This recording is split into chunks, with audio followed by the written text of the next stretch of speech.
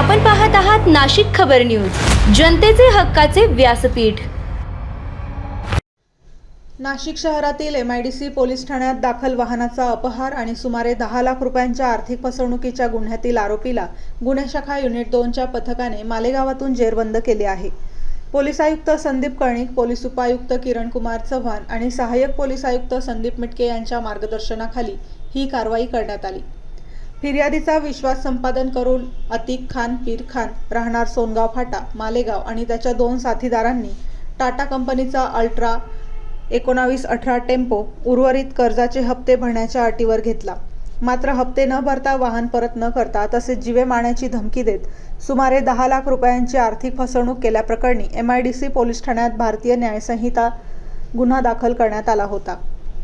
तपासादरम्यान श्रेणी पोलीस उपनिरीक्षक मुख्तार खान पठाण आणि सहाय्यक पोलीस उपनिरीक्षक गुलाब सोनार यांना आरोपी जुनेद मोहम्मद अब्दुल हमीद राजानगर गुरवारवाड मालेगाव येथे असल्याची खात्रीशीर माहिती मिळाली।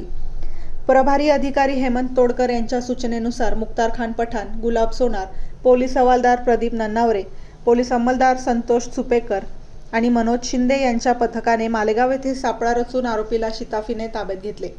चौकशी दरम्यान आरोपीने गुन्ह्याची कबुली दिल्यानंतर त्याला पुढील कारवाईसाठी MIDC पोलीस ठाण्याच्या ताब्यात देण्यात आले।